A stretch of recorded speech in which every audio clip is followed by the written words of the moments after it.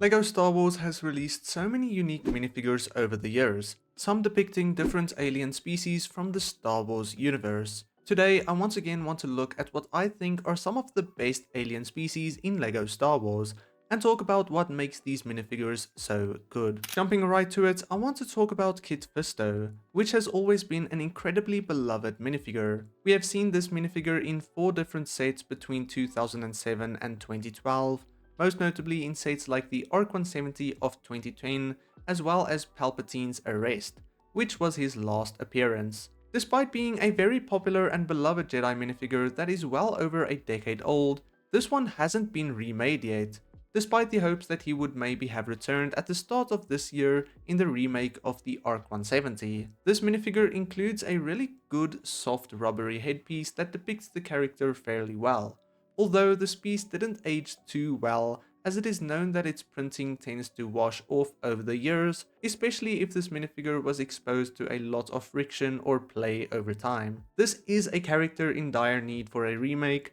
perhaps with some brand new head molding as well, and I would love to see that in the next few years somewhere. Another beloved minifigure notably seen in the 2010s is Plo Koon, but fortunately this minifigure was remade very recently in a much better way. So far we have seen Plo Koon in a total of 4 sets between the Clone Wars Republic gunship from 2008 and then this brand new version released in Plo Koon's microfighter in 2024. In 2014 we saw the last minifigure depicting Plo Koon using this older headpiece, and this was still a very good and beloved minifigure, despite some inaccuracies with the shape of that head mold. In 2025, however, it was said that we would see this new Plo Koon in this microfighter, and once it released, it quickly became one of the best minifigures released this year, with a fantastic new headpiece that much better depicts this character. This minifigure is also bound to return in some other sets very soon too,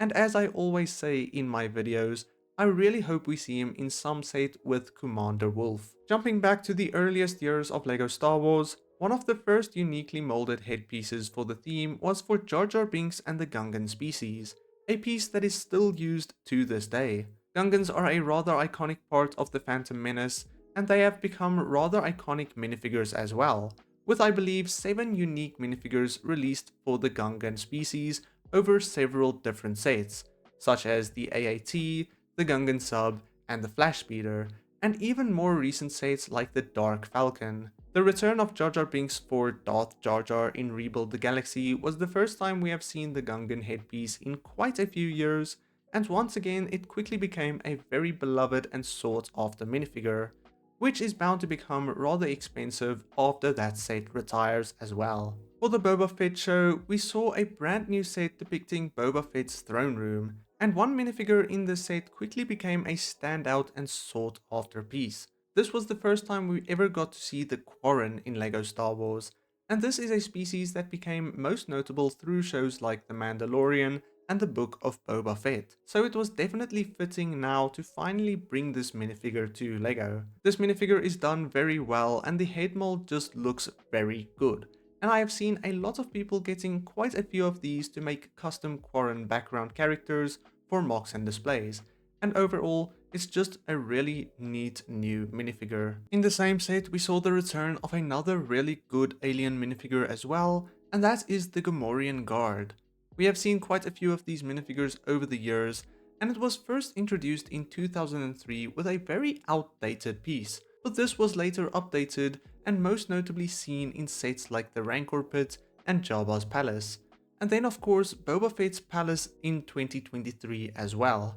The latest minifigure is by far a superior minifigure compared to its previous versions, with improved printing and just overall a really good new minifigure, and I would love to see them appear in a remake of that Jabba's Palace set in the future as well. Moving on, a minifigure a lot of people talked about in my previous video on the topic is Coleman Trebor, released all the way back in 2013. Now I am pretty sure this species is the Verk, and Coleman Trebor is the only on-screen appearance of this species for the few seconds of screen time that he had in the movie. But they just look so cool, and this unique head mold for this one minifigure is very well done. Coleman Trebor was released in the ATTE in 2013, and he quickly became one of the highlight characters in the set, and is a rather sought after minifigure today, at around $53. This minifigure is very unlikely to ever be remade, and despite being quite sought after, he might be rather forgotten about or overlooked, especially to newer Lego Star Wars fans, as this character isn't as popular or well known anymore. A much more popular alien minifigure that has released many times before is the Ewok. This is another minifigure that goes back to the earliest days of Lego Star Wars and was seen in several sets in the early 2000s, using this older and very outdated mold that used no printing either. In 2009, the head and torso mold was updated for several Ewok characters, and this piece is used to this day for the most modern depictions of the Ewok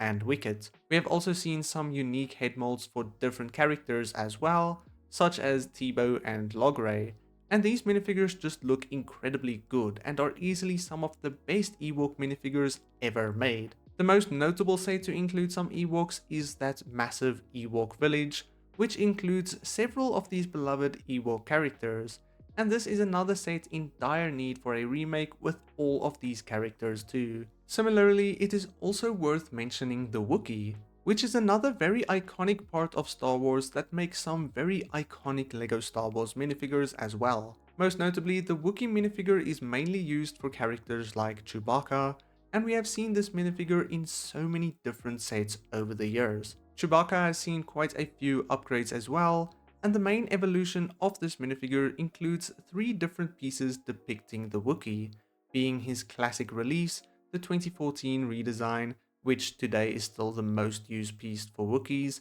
and then a new mold that was only used in a few sets for the Solo movie. We also saw a few Wookiee warriors over the years, the classic minifigure using a unique head mold while later versions used the standard 2014 Chewbacca piece, and then we also saw a unique mold for Chief Tarful, which honestly might be the best Wookiee minifigure ever made. And then the final minifigure I want to talk about is actually the Togruta, or mainly Ahsoka Tano's minifigures. I mainly wanted to talk about aliens using unique head molds, but I felt Ahsoka and the Togruta was worth mentioning, as this headpiece attaching to the standard minifigure head is very good. These types of minifigures have gone through significant changes over the years as well, from Ahsoka's first minifigures to a minifigure like Shark T, which has only been made once before as well. That same head mold used for Shark T was later used on 2 different Ahsoka minifigures, which worked very well at the time,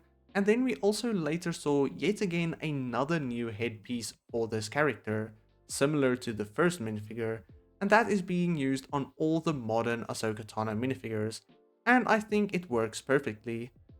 Ahsoka is one of the most popular characters in Star Wars right now, and she also has some of the best Lego Star Wars minifigures. But all that said, what is your favorite alien minifigure in Lego Star Wars? Let me know down below. Then I will see you all in the next one. God bless you, and cheers.